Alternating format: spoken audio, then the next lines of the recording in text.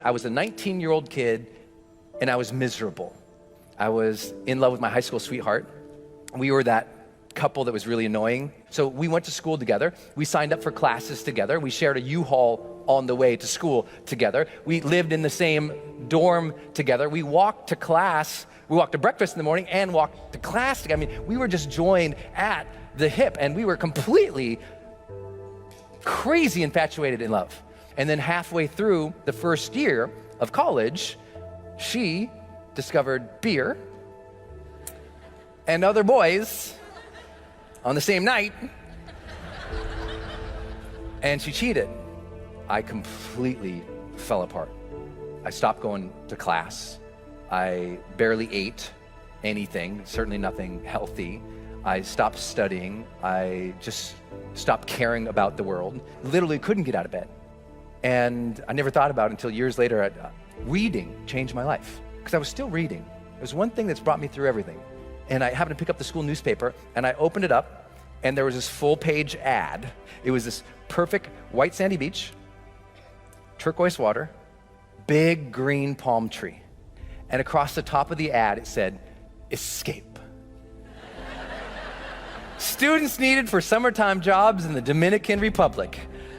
So I escaped. I went down there, and one night, my friend Kevin and I, we hopped into a car after dropping off a client. So we're going down this road, 85 miles an hour in this car, and the windows were open, and that air was coming in. That amazing humid, if you've been in the Caribbean, that just gorgeous, amazing humid air is coming in. And then we came upon a corner. We take that corner 85 miles an hour, and that corner became the turning point that put my feet on this stage for you today. Kevin grabs the wheel. He goes, "Hold on!" And I brace. And the car starts sliding sideways. And that weird slow motion thing happens. Kevin's gripping the wheel, trying to make the corner, and all of a sudden, smack. When I came to, I looked over, and Kevin is screaming at the top of his lungs, "Get out of the car, Brendan, get out of the car!" And I look over, and a whole big chunk of his head is open. So I pull myself out of the windshield of this car, and he's screaming over here, and I stand up eventually on the hood of the car, and I look, and I notice all this blood on me. And I remember just looking down, and that slow motion thing's happening. I just thought, did I even matter? And I start seeing all these images of my life when I'm surrounded by people that I care for. There's a cake in front of me. Here's my friends singing. My mom leading them in that goofy song. There's my sister, just swinging and smiling right next to me. And it makes you wonder, did I love? Did I love openly and honestly and completely? Or did I hold back because that one time I got hurt? And just as I was about to pass out, I noticed a glint, like a sparkle, something shiny, a reflection in the blood going off the hood of the car, and it made me look up. And there was this bright, big, beautiful moon that night. And I just immediately felt this connection, like I knew I was going to be okay. And I felt like the big guy upstairs reached down to me and handed me life's golden ticket. He reached down and said, "Here you go, kid. You're still alive.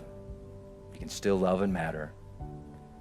But now you know the clock is ticking."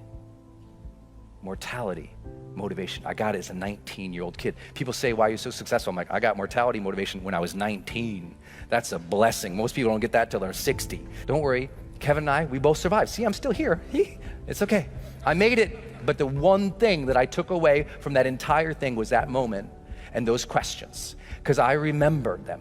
And I thought about them as I was healing. I was like, what was that about? Why did I feel so unhappy with that moment? Because I thought, in the last moments of life, there must be this transcendence, and I was not happy. And I realized it was because of how I'd been living my life, and I wasn't living to my questions.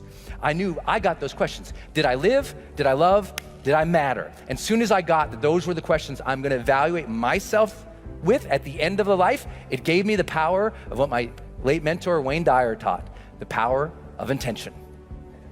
That breath you just took, feel it. What a blessing that is, you got that life.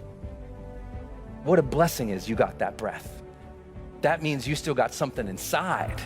You got to work for it. You got to contribute for it. You got to give for it. You got to lead for it. You got to love for it, because you still have something not just in you, you're still here for a reason. And now you just got to earn